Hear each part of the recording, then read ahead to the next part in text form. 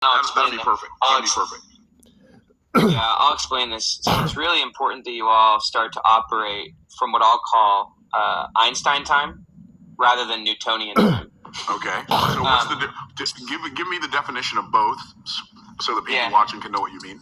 So, Newton viewed time as absolute. And so he believed that time was the same for everyone in every situation. If your hand's on a hot stove, that's the same as if you're in a flow state. If your hand's on a stove, that 5 seconds feels like 5 hours, right? And that's really where Einstein started to think about time differently.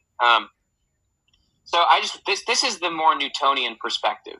And the Newtonian perspective is what I'll call a sequential or a linear model of time.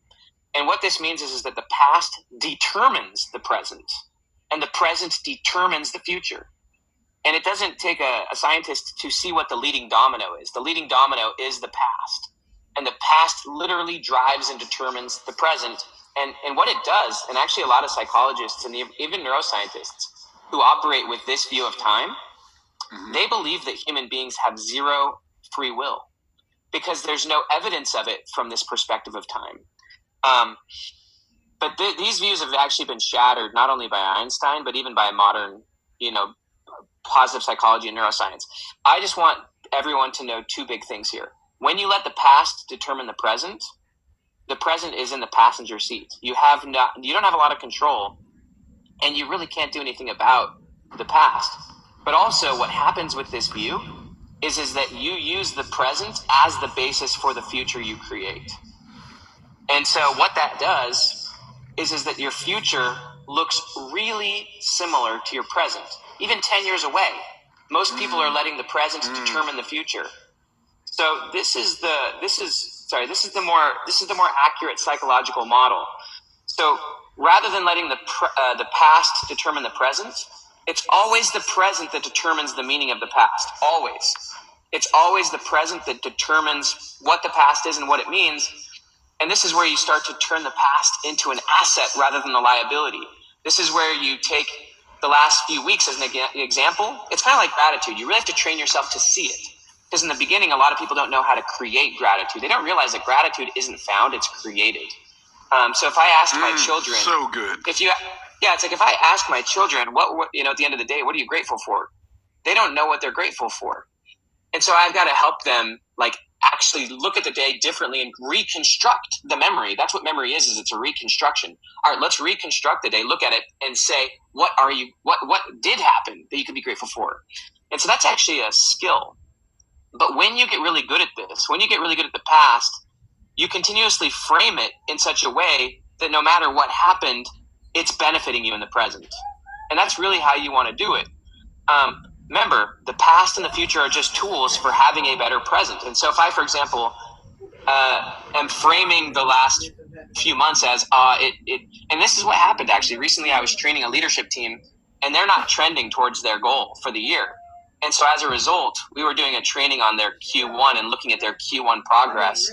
And their leader was like, it was a horrible quarter. We didn't achieve what we're trying to achieve. We're not on track for our goals.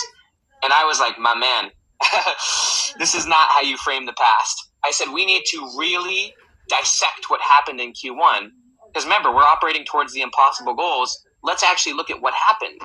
And when we actually looked at what happened, his team had made such progress in Q1.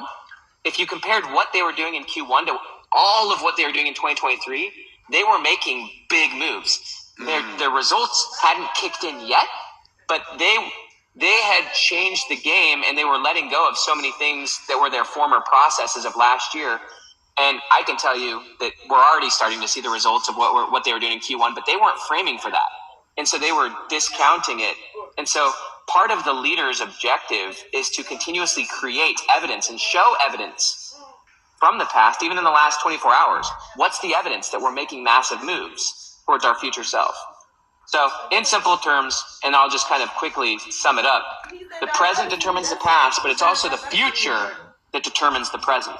It's always the future that determines the present. And when you start going for impossible goals, Myron, you bring the future to the present. And that's when you can start to. And one of the big ideas from Einstein, obviously, is that time is relative. This is why this is really important. What time relativity means is that the faster you go towards a desired destination, literally the slower time goes. Time speeds and slows up, and that's why time isn't absolute like Newtonian thought, like Newton thought. Time is relative. So think about it this way: if you, Myron, could make $1 million in 24 hours, and I know you can even do it in less than that, but someone else, it takes them 24 years. Your time is 365. Well, actually, wait. You do it in one day. They do it in 1 year. Your time is 365 times slower. What I mean by that is you can travel the same distance in a day as someone can. It takes them a year. And so that's when your time slows down, and you can actually live longer. Whereas now their years and decades pass by, and you just live. It's weird. But this is why, let me give the example. This is exactly what I talked about in my Bible study yesterday, kind of. I mean, it's mind-blowing, like yesterday. Go ahead. I'm just... Well, but this is why you gotta raise the floor, and you gotta let go of your old system. What I mean by the old system is your system, everyone's system, right now, is their floor. And their floor is what they consistently say yes and no to. And most people's floor is way lower than they think it is. Like, they say yes on a daily basis to things you were listing before, blowing hours on social media and stuff. And so people's floor is more based on their past than their future. When you start committing to the impossible goal, the floor goes so high that you got to let go of all that stuff. And all that stuff below the floor, what I'll call the 80%, that's the stuff that speeds up your time. The stuff in the 20% or the stuff up there, that's the stuff that slows time. And when I say slows time, what I really mean, think about that example of Matt that I gave earlier. He achieved 5x in 60 days as they did in 2 years. So those 60 days were rapid progress. And so this is why you really need to take, the guy I gave as the example of, he had a 20-year goal. And I said, dude, 20 years, I don't want you to lose 20 years on this goal. Let's find the better ways of doing it in 3 or less. And then those 3 years are going to be a rocket ship. And that's when everyone in this room needs to find ways to get to their goal faster. And there are better ways, but it takes reallocating your attention and finding the better vehicles for getting there. That's what you teach them, Myron. And so you can't wait for 10 or 20 years to get to millionaire status or 10 million.